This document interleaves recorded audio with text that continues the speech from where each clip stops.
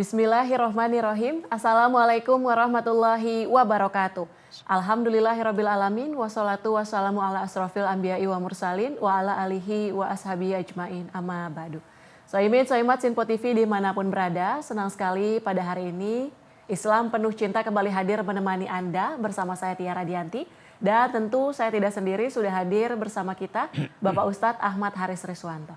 Assalamualaikum Pak Ustadz. Waalaikumsalam warahmatullahi wabarakatuh. Gimana Pak Ustadz puasa hari ini? Alhamdulillah aman terkendali. Aman ya Pak Ustadz? Sehat insya Allah. Jauh ini masih aman ya aman, Pak aman. Nah di Islam Penuh Cinta kali ini kita akan ngobrol terkait dengan sejarah puasa dan hikmahnya. Memang di bulan ini, di bulan Ramadan, kaum muslim ini di seluruh dunia melaksanakan ibadah puasa, Pak Ustadz, menahan diri dari makan, minum, dan juga hawa nafsu tentunya nih Pak Ustadz. Ini yang paling berat rasanya juga Pak Ustadz dalam menjalankannya. Tapi ternyata ibadah puasa ini memiliki sejarah yang panjang ya Pak Ustadz. Nah untuk penjelasan lebih lanjutnya kita akan langsung saja mendengarkan. Silakan Pak Ustadz. Assalamualaikum warahmatullahi wabarakatuh. Waalaikumsalam warahmatullahi wabarakatuh. Alhamdulillahilladzi akramana bisiyami syahri Ramadan. Wassalatu wassalamu ala sayyidina Muhammadin sallallahu alaihi wasallam wa ala alihi wa ashabihi wa jami'i ummatihi ila yaumiz ziham amma ba'du. Saudaraku, shaimin as-shaimat, pemirsa Sinpo TV dimanapun berada, juga Mbak Tiara, alhamdulillah kita masih diberikan kekuatan zahir dan batin oleh Allah untuk melanjutkan ibadah Ramadan tahun ini. Semoga bisa terselesaikan dengan baik. Amin ya rabbal alamin. Pada perbincangan kita kali ini yaitu tentang sejarah puasa. Kalau melihat surah Al-Baqarah 183 yang begitu masyhur, begitu populer, begitu bulan Ramadan selalu sering kita dengar dibacakan, yaitu ya ayyuhalladzina amanu kutiba alaikumusiyam kama kutiba alal ladzina min qablikum la'allakum tattaqun.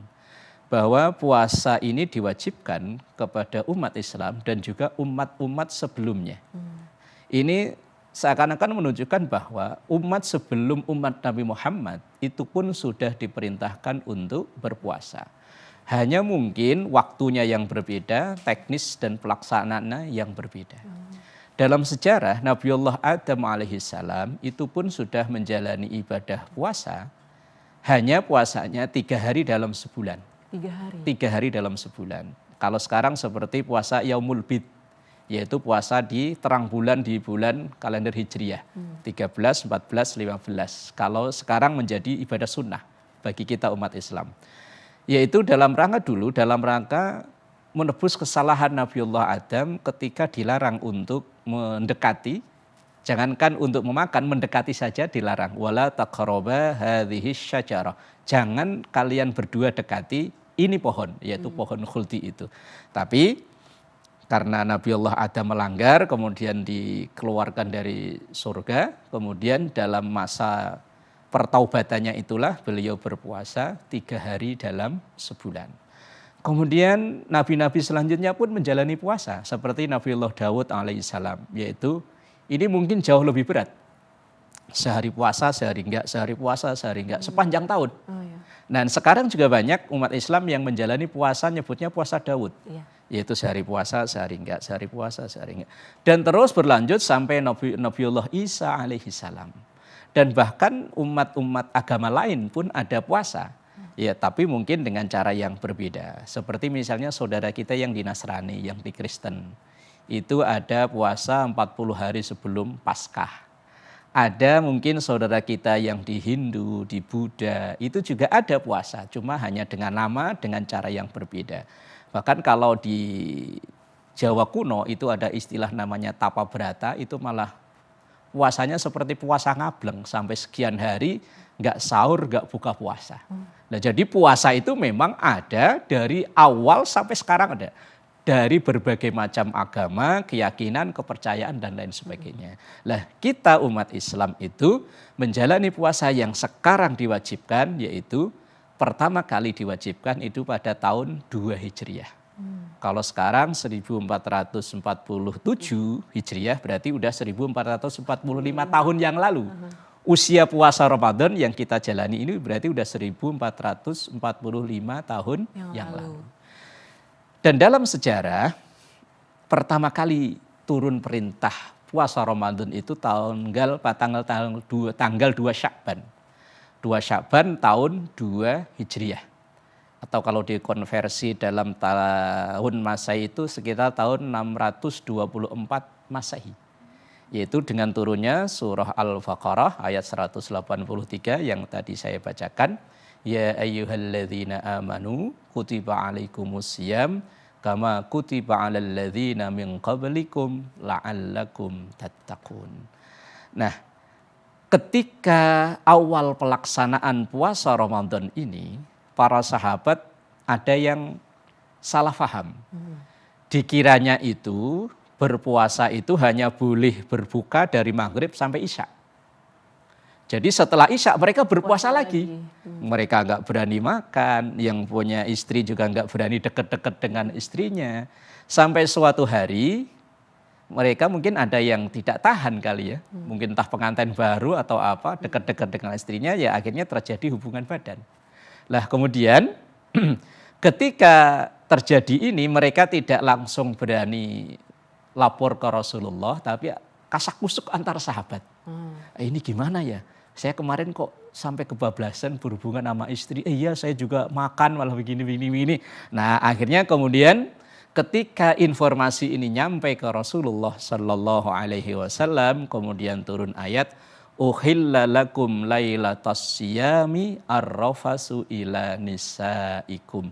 Halal atau boleh untuk kalian di malam hari di bulan Ramadan untuk berhubungan badan. Jadi akhirnya dipertegas oleh Rasulullah Sallallahu Alaihi Wasallam bahwa yang nggak boleh makan, seperti Mbak Tiara tadi bilang, nggak boleh minum, harus nahan nafsu itu hanya min tulu'il fajri ila ghurubi syamsi. Mulai dari terbit fajar, yaitu ditandai dengan azan subuh, bukan imsak loh ya. Imsak itu hanya ibarat di perempatan lampu merah itu lampu kuning. Jadi belum benar-benar berhenti. Jadi saat imsak itu kan 10 menit sebelum azan subuh. Itu mungkin ikhtiar dari pendahulu kita supaya kita persiapan untuk berhenti makan. Karena ketika azan subuh itulah baru benar-benar lampu merah.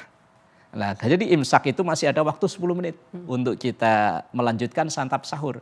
Mulai dari min tulu'il fajri, terbitnya fajar, ila ghurubi syamsi, sampai terbenam matahari. Setelah itu, ya silakan nikmati makan, nikmati minum, yang punya pasangan halal ya silakan berhubungan badan. Nah, itulah yang terjadi atau yang dipertegas oleh Rasulullah Sallallahu Alaihi Wasallam dan berlaku sampai sekarang. Dan inilah awal sejarah puasa itu sampai yang terjadi kita umat Islam sekarang. Dan dulu sekitar mungkin 20 tahun yang lalu ada sekelompok orang yang menggugat aturan puasa. Karena ya ini dari kalangan umat Islam sendiri. Karena mereka mengadakan survei ke beberapa, ya mungkin banyak orang yang di usia produktif.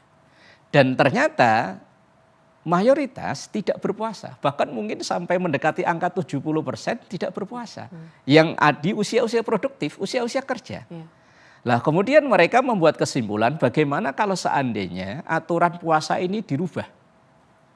Jadi mulai dari sahurnya itu azan maghrib, bukanya dibalik, aturannya dibalik, digugat. Mereka menggugat biar mereka yang bekerja, mohon maaf ya, agak keras di sektor lapangan, mohon maaf mungkin kuli panggul, supir angkot dan lain sebagainya bisa berpuasa karena siangnya tetap kerja, malamnya berpuasa. Mereka menggugat. Tetapi karena aturan puasa itu adalah ibadah mahdhoh. Kita itu kan dalam jalani ibadah ada dua, ada namanya mahdhoh, ada ghairu mahdhoh. Mahdhoh itu ibadah yang aturannya langsung diatur oleh Allah dan Rasulnya. Jadi kita hanya sami'na wa ata'na, hanya kita dengar dan kita taati. Walaupun digugat dengan kayak apapun, peraturan tetap peraturan, tidak bisa. Dan ternyata mungkin di episode sebelumnya sudah kita bahas, sekeras apapun dia bekerja, sepanas apapun, seberat apapun dia bekerja, asal persiapan imannya kuat, insya Allah kuat. Dan itu dulu pernah ya digugat oleh sekelompok anak muda yang terlalu berpikir bebas dalam Islam, sehingga mereka berkesimpulan bahwa bagaimana caranya supaya umat Islam yang di usia kerja, yang mereka bekerja di sektor lapangan yang keras, yang berat, bisa tetap berpuasa kalau aturan puasanya itu dirubah. Itu dulu. Tetapi ya seiring berjalannya waktu ya berlalu begitu saja. Nah, tidak ada efeknya apa-apa. Karena sekali lagi ini adalah ibadah mahdhah. Dan inilah sekelumit sejarah tentang ibadah puasa itu. Mulai dari zaman Nabi Adam, kemudian nabi-nabi selanjutnya, bahkan di agama lain, bahkan di kepercayaan lain pun ada ibadah puasa. Karena memang puasa ini manfaatnya, hikmahnya bukan hanya dari sisi ritual keagamaan, tapi bisa dirasakan dari sisi pribadi, bisa dirasakan oleh orang-orang yang menjalani puasa. Bahkan praktisi-praktisi kesehatan mulai banyak yang menganjurkan puasa. Bahkan puasanya melebihi dari 14 jam. Ada yang sampai 18 jam. Dan itu pun berbukanya hanya dengan menu-menu khusus.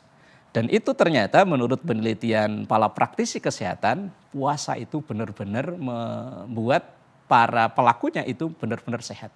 Dan itu juga yang memang disampaikan oleh Rasul Shallallahu Alaihi Wasallam dalam satu hadis. Beliau sampaikan, sumu tasihhu, puasalah maka engkau akan sehat.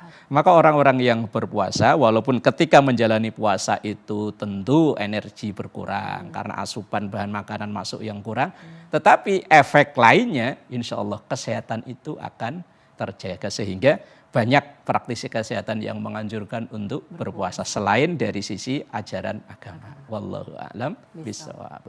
Baik, terima kasih Pak Ustadz, dan usai jeda kita akan kembali ngobrol terkait dengan bagaimana sejarah puasa dan juga hikmahnya. Tetaplah bersama kami di Islam Penuh Cinta, penyejuk hati, penyegar iman.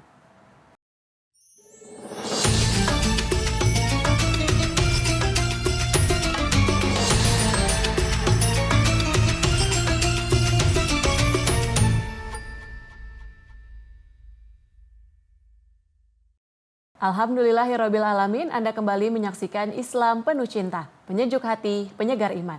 Masih bersama saya Tiara Dianti dan tentu bersama Bapak Ustadz Ahmad Haris Riswanto.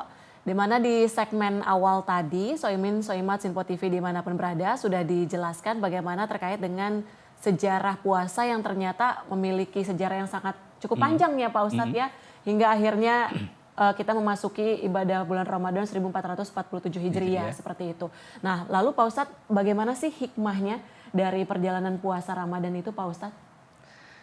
Baik, saudaraku pemirsa Sinpo TV, Saimin as-Saimat dimanapun berada, bahwa kenapa puasa itu di semua agama, di semua keyakinan itu ada, dan tentunya sebagai kita seorang Muslim, setiap ada sesuatu yang diperintahkan itu pasti ada hikmahnya, pasti ada tujuannya. Di antara tujuan yang dibangun atau yang dikehendaki dari perintah puasa itu adalah untuk membangun pribadi yang muttaqin atau bertakwa. Maka di ujung surah Al-Baqarah 183 itu la'allakum tattaqun, supaya kalian itu menjadi orang yang bertakwa. Lah bertakwa itu apa? Bertakwa itu kalau dalam bahasa gampangnya menjalani perintah Allah, menjauhi larangannya. Atau mungkin dalam bahasa Al-Quran banyak kita jumpai tentang definisi dari bertakwa itu. Misalnya di surah Al-Baqarah dari ayat yang ketiga sampai ayat yang keempat, kemudian disambung ayat yang kelima. Mulai dari dzalikal kitabu la raiba fihi hudal lil muttaqin dan seterusnya. Nah, kemudian takwa itu juga bisa diartikan rasa merasa selalu diawasi oleh Allah. Sehingga orang yang dalam dirinya ini ada ketakwaan, maka akan timbul sifat-sifat baru yang baik. Artinya satu, orang yang bertakwa itu, dia itu akan merasa dimanapun diawasi oleh Allah, sehingga tidak ada ruang dan waktu untuk ia melakukan pelanggaran. Lah orang yang berpuasa itu ketika dia menjalani puasa, walaupun di dalam kamar sendirian, nggak ada siapapun di kamarnya itu, walaupun di situ tersedia berbagai macam makanan, dia nggak akan makan itu, nggak akan minum itu. Kenapa nggak dia lakukan? Wong nggak ada yang lihat, nggak ada kamera CCTV di kamarnya. Kenapa nggak dia melakukan? Karena merasa diawasi oleh Allah. Lah, kalau itu bisa tercipta atau bisa terbentuk dari setiap pribadi kita, walaupun ada peluang untuk melakukan kecurangan, ada peluang untuk dia bisa berkorupsi, tapi dia tidak mau melakukan karena sedetik atau sekecil apapun yang ia lakukan selalu dalam pengawasan Allah. Ma yalfidhu min qaulin illa ladaihi raqibun atid. Tidak ada sepatah kata pun yang keluar dari lisan kita, sekecil apapun yang kita lakukan dengan anggota tubuh kita ini, yang tidak tercatat oleh raqib dan atid, yang tidak diawasi oleh Allah. Sehingga orang muttaqin, orang bertakwa yang dihasil bentukan dari puasa, itu seharusnya menciptakan pribadi-pribadi yang jujur. Walaupun tadi ada kesempatan untuk kecurang, dia akan nggak mau melakukan. Karena kita udah diajarin dalam berpuasa itu tadi.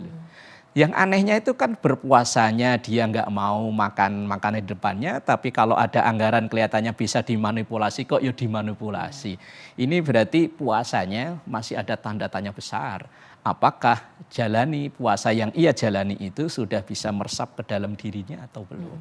Ketakwaan dari hikmah dari berpuasa itu sudah merasuk ke dalam dirinya atau belum? Kemudian yang kedua, mungkin turunan dari sifat takwa yang ada atau ya hasil bentukan dari takwa itu adalah sifat disiplin. Karena dalam puasa itu kita diajarkan untuk disiplin luar biasa. Ketika terdengar azan subuh, itu walaupun makanan berjejer di depan kita itu halalan thayyiban. Halal ya baik buat kita, tapi begitu azan subuh kita langsung berhenti makan. Berarti kan benar-benar disiplin kan? Seakan-akan ada periwitan, berhenti, langsung berhenti kita. Walaupun di situ nggak ada siapapun, sesuap lagi, minum seteguk lagi, enggak kita lakukan. Lah kemudian ketika menjelang azan maghrib, mungkin menu berbuka puasa udah siap berjejer. Semuanya halal. Mungkin ya kita beli dengan uang kita halal, itu makanan juga thayyiban, baik buat badan kita. Tapi kita nggak akan berani memakan ini makanan, meminum ini minuman sebelum benar-benar terdengar azan maghrib. Ini kan ajaran disiplin yang luar biasa. Lah masalah disiplin ini kita Muslim Indonesia ini harusnya malu ya. Harusnya malu terhadap saudara-saudara kita, umat lain dari bangsa lain. Yang mereka itu sudah menempatkan disiplin itu sebagai salah satu hal yang harus dijunjung tinggi. Kita ini kan, maklum lah gitu kan ya. Telat cuma 10 menit ini, cuma 15 menit ini. Seakan-akan disiplin itu hanya sesuatu yang hanya di tulisan peraturan, tapi untuk real pelaksanaan kadang nomor sekian. Padahal ini sebetulnya ajaran puasa dari ketakwaan itu. Nah kemudian dari ketakwaan itu juga timbul sifat untuk solidaritas yang luar biasa. Karena betapa ketika kita berpuasa, kita merasakan lemah, tak berdaya. Nah, kalau kita lemah tak berdaya hanya hitungan jam saja. Hampir bisa dipastikan nanti ketika azan maghrib, rasa haus, dahaga, lemah itu akan sirna begitu saja. Tapi bagaimana dengan saudara-saudara kita? Yang mereka hidup dalam ekonomi yang mungkin kurang beruntung, mungkin mereka hidup yang tanpa kepastian, mereka akan mengakhiri haus, lapar, dahaga, penderitaan ini sampai kapan? Nah, sebetulnya orang-orang yang berpuasa akan timbul sifat empati, solidaritas dan kepedulian sosial terhadap saudara-saudara kita. Jangan sampai kita sampai berlebihan makanan sampai kekenyangan, tetapi saudara kita yang lain justru malah hidup dalam kelaparan. Kita berbuka puasa dengan menu yang luar biasa, gak terhitung banyaknya, sementara saudara kita mungkin hanya bisa berbuka puasa dengan mungkin hanya seteguk air minum dan sepotong makanan. Itu pun kadang hanya pemberian orang. Nah sebetulnya lah pribadi yang muttaqin, karena salah satu pribadi muttaqin dalam Al-Baqarah itu disampaikan wa mimma razaqnahum yunfiqun. Lah seharusnya ya menumbuhkan jiwa empati atau kepedulian sosial atau solidaritas terhadap saudara-saudara kita. Itu mungkin dari beberapa hikmah puasa yang bisa kita ambil. Bahkan ya mungkin dari saudara-saudara kita yang beragama lain juga melaksanakan puasa, mungkin dalam agama lain juga ada harapan yang ingin diraih. Kalau kita sebagai muslim, harapan yang ingin diraih adalah la'allakum tattaqun, menjadi orang yang bertakwa. Begitu Mbak Tiara. Begitu banyak hikmah ya Pak Ustadz yang bisa kita dapatkan dari berpuasa. Nah kalau misalnya tadi Pak Ustadz juga menyebut terkait dengan bisa menumbuhkan solidaritas atau mungkin empati. Nah katanya kalau di bulan puasa kalau kita berbuat baik, beramal, bersodako, pahalanya berkali-kali lipat Pak Ustadz.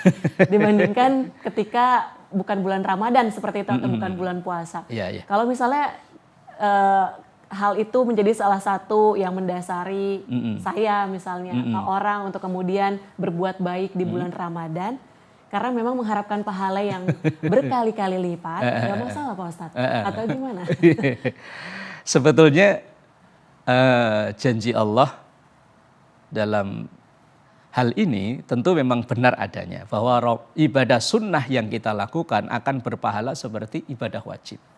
Sedekah yang kita lakukan akan memperoleh nilai pahala yang berlipat ganda. Memang benar itu adanya. Tetapi itu jangan sampai membatasi kita hanya mau bersedekah, mau beramal, mau peduli dengan orang hanya di bulan Ramadan.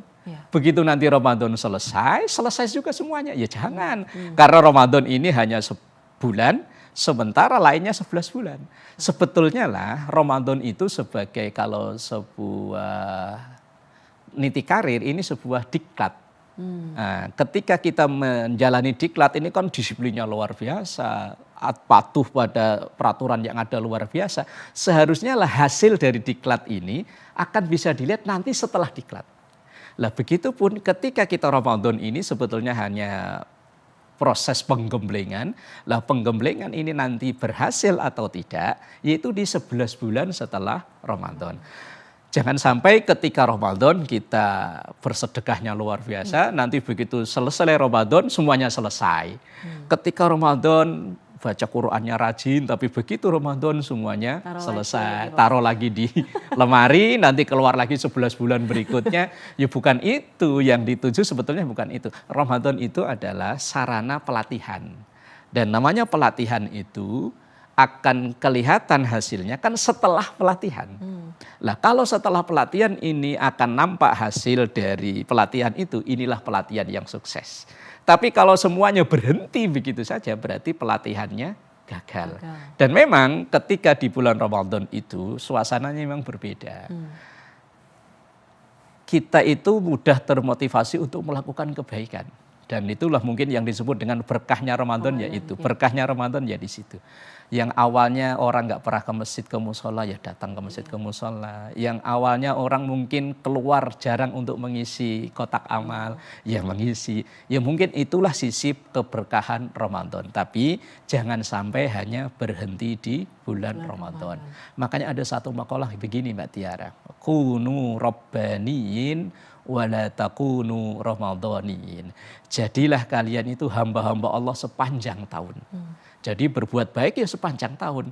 Wala takunu Ramadhaniyin, dan jangan hanya sebagai hamba Ramadan. Hamba Ramadan itu artinya yang berbuat baik hanya di bulan Ramadan saja. Ya, memang nggak ada salahnya orang berbuat baik, meningkatkan di Ramadan, nggak ada salahnya. Tetapi alangkah baiknya kalau itu terus berkelanjutan. Karena ada satu sabda Rasulullah Sallallahu Alaihi Wasallam, ahabul a'mal indallahi adwamuha wa in qalla. Amal terbaik itu adalah yang berkelanjutan. Wa in qalla, walaupun tidak banyak. Mungkin ketika Ramadan kita spesialkan, tapi jangan sampai berhenti. Harus tetap berjalan nanti sepanjang tahun setelah Ramadan. Wallahu a'lam bishawab. Baik, terima kasih Pak Ustadz. Semoga melalui Islam Penuh Cinta kali ini terkait dengan sejarah puasa dan hikmahnya bisa menambah ilmu kita, meningkatkan ketakwaan kita kepada Allah Subhanahu wa taala. Dan akhir kata saya Tiara Dianti mewakili seluruh kerabat kerja yang bertugas pamit undur diri. Terima kasih. Wassalamualaikum warahmatullahi wabarakatuh. A'udzubillahi minasyaitonirrajim. Bismillahirrahmanirrahim. Alhamdulillahirabbil alamin. Allahumma shalli ala sayyidina Muhammad wa ala sayyidina Muhammad. Rabbana taqabbal minna salatana wa siyamana wa ruku'ana wa sujudana wa qira'atana جميع أعمالنا وتمم تقصيرنا يا الله يا رب العالمين ربنا تقبل منا إنك أنت السميع العليم وتب علينا إنك أنت التواب الرحيم ربنا آتنا في الدنيا حسنة وفي الآخرة حسنة وقنا عذاب النار صلى الله على سيدنا محمد والحمد لله رب العالمين والسلام عليكم ورحمة الله وبركاته. Waalaikumsalam warahmatullahi wabarakatuh.